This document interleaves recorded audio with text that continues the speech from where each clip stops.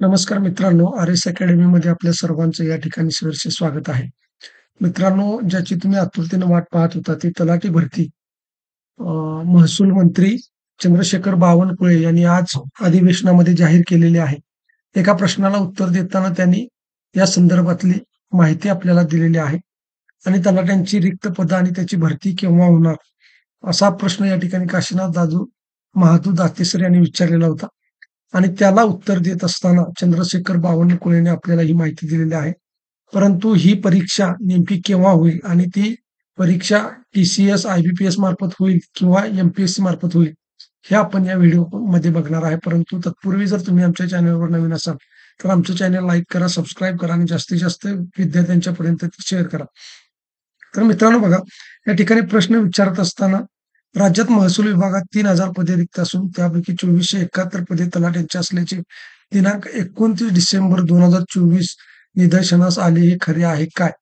आणि त्यानंतर बघा खाली असं म्हटलेलं आहे, की एका तलाठ्याकडे 3-4 गावांचा अतिरिक्त भार असल्यामुळे तलाठ्यांना व नागरिकांना अनेक समस्यांना तोंड द्यावं लागत आहे, हे खरे आहे काय? शासनाने चौकशी करून रिक्त तलाठ्यांच्या पदभरतीबाबत कोणती कारवाई केली आहे व करण्यात येत आहे? हे सगळ्यात महत्त्वाचं आहे आणि याला उत्तर देत असताना या ठिकाणी चंद्रशेखर बावनकुळेंनी सांगितलेलं आहे, की सध्या 1,700 पदं रिक्त आहेत.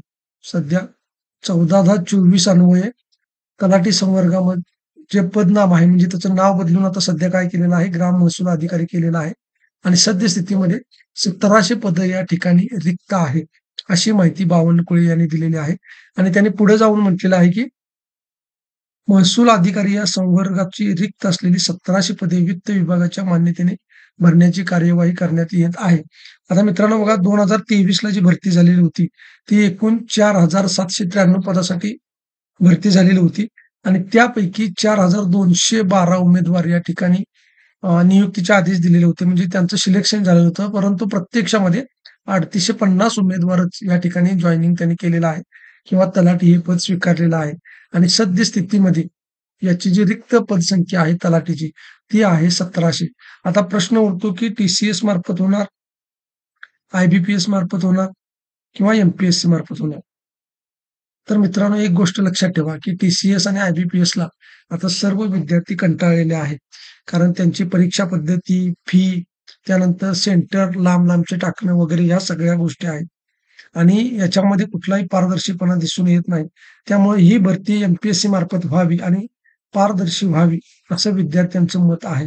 परंतु एक गोष्ट आहे, की फडणवीस साहेबांनी जी काही 150 दिवसांचा कार्यक्रम आखलेला आहे.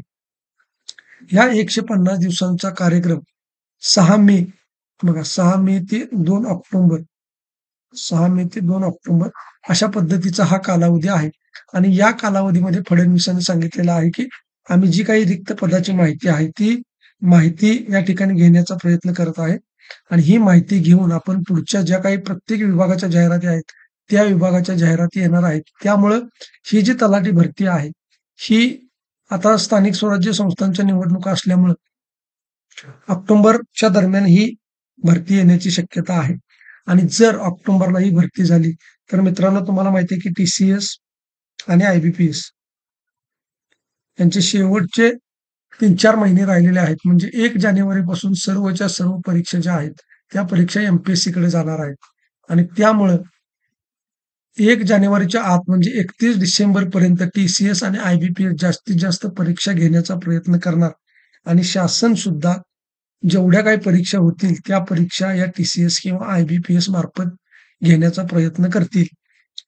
मागच्या तलाठी भरतीमध्ये आपण बघितलेलं होतं, की किती गदारोळ झालेला होता. अनेक तलाठी भरतीचे पेपर काही ठिकाणी फुटले असा आरोप समन्वय समितीने केलेला होता. तशा पद्धतीचे पुरावे देण्यात आलेले होते. विद्यार्थ्यांचे मार्क वाढवल्याचा आरोप त्या ठिकाणी झालेला होता. परंतु तरीसुद्धा त्याच्यावरती कुठलीही कारवाई झाली नाही. ज्या मुलांचं सिलेक्शन झालेलं होतं, त्या मुलांचं नाव हे नंतर एकदा ज्यावेळेला गुणवत्ता यादी जाहीर केली, त्यावेळी अनेक सिलेक्शन झालेली मुलंही बाहेर फेकली गेली आणि नव्यानं काही मुलं सिलेक्ट झाली. तर असा गोंधळ मागच्या वेळेला या आय-बी-पी-एस मार्फत घेतलेल्या, टी-सी-एस मार्फत घेतलेल्या या तलाठी भरतीमध्ये आपल्याला बघायला मिळालेला आहे.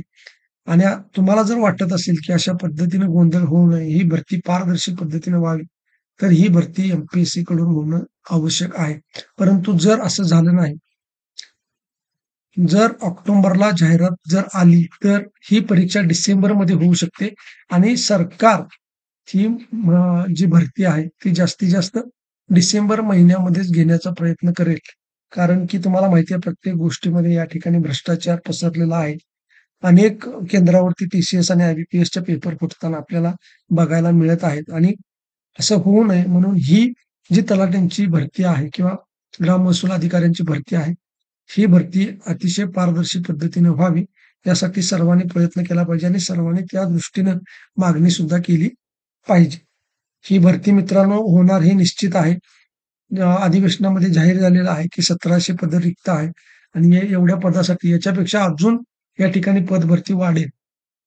अंतिम जाहिरात येईपर्यंत याच्यामध्ये पदांची वाढ झालेली असेल आणि त्यामुळं ही भरती जी आहे, ती पारदर्शी होणं आवश्यक आहे आणि त्या दृष्टीनं आपण सर्वांनी मागणी करायची आहे. नाहीतर मग जशी मागे भरती झाली, तशीच या ठिकाणी पुढे भरती होण्याची शक्यता आहे.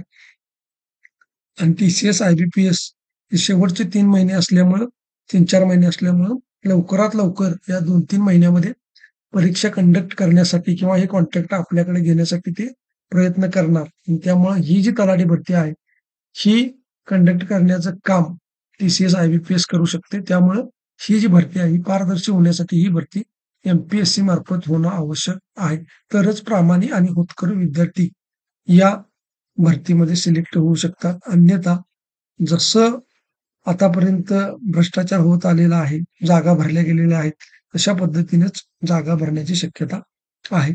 तुम्हाला काय वाटतं ही भरती टी-सी-एस, आय-बी-पी-एस कडून व्हावी का एम-पी-एस-सी कडून व्हावी? हे तुम्ही आम्हाला कमेंट बॉक्समध्ये निश्चित कळवा आणि हा व्हिडिओ जास्तीत जास्त विद्यार्थ्यांच्यापर्यंत शेअर करा.